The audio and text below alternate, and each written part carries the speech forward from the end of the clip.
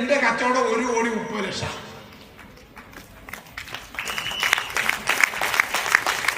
ഒരു ലക്ഷം ആളുകൾ 325 രൂപയ്ക്ക് ഒരു ഹെയർ ഓയിൽ മേടിച്ച് സ്വന്തം തേച്ചാൽ എന്റെ കച്ചവടം 3.25 കോടിയാണ്.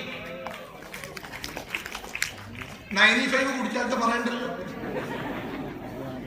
വേണ്ടല്ലോ.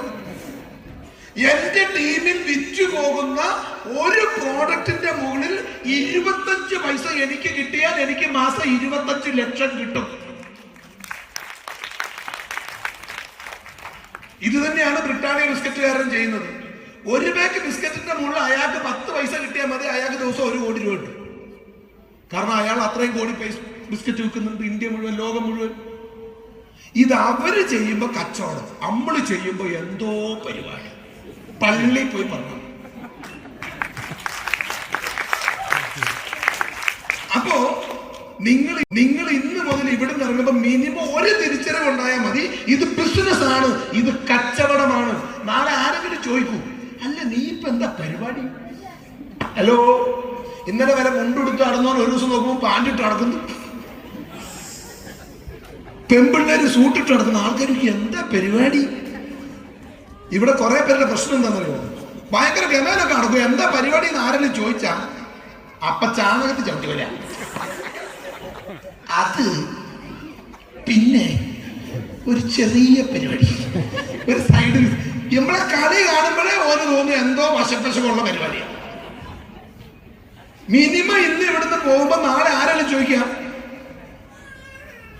പണ്ട് എന്നോട്, ഞാനിന്ന് പോകുമ്പോ എന്നോട് ആൾക്കാർ ചോദിക്കും, പണ്ട് ഞാനും ഇങ്ങനെ തന്നെ ആയിരുന്നു കേട്ടാ. ആൾക്കാർ ചോദിക്കുകയാണ് എന്താണ് പരിപാടി? അത് പിന്നെ ഒരു ചെറിയ പരിപാടി, അങ്ങനെയൊന്നുമില്ല. ഇതൊക്കെയാണ് പണ്ട് ഞാനും പറഞ്ഞോണ്ട്. പക്ഷെ പിന്നീട് ഈ തിരിച്ചറിവ് വന്നതിന് ശേഷം ഇപ്പൊ ആൾക്കാർ എന്ത് ചെയ്യുന്നു? ഐ ആം ഡൂയിങ് ബിസിനസ്, ഞാൻ ബിസിനസ് ചെയ്യും. പണ്ട് ഞാൻ എന്റെ സുഹൃത്തുക്കളോടൊക്കെ പറഞ്ഞ ആൾക്കാർ ബിസിനസ്സോ നീയോ,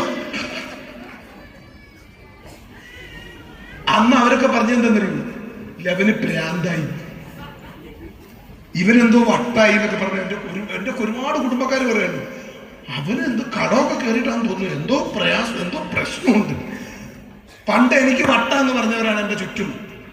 ഇന്ന് ഇപ്പൊ ഏറ്റവും വലിയ സന്തോഷം, എന്റെ മകളുടെ കല്യാണം കഴിഞ്ഞോടുകൂടി എന്റെ ഫാമിലിയിൽ വട്ടില്ലാത്ത ഒരേ ഒരാൾ ഞാനുള്ളൂ, ബാക്കി എല്ലാവർക്കും.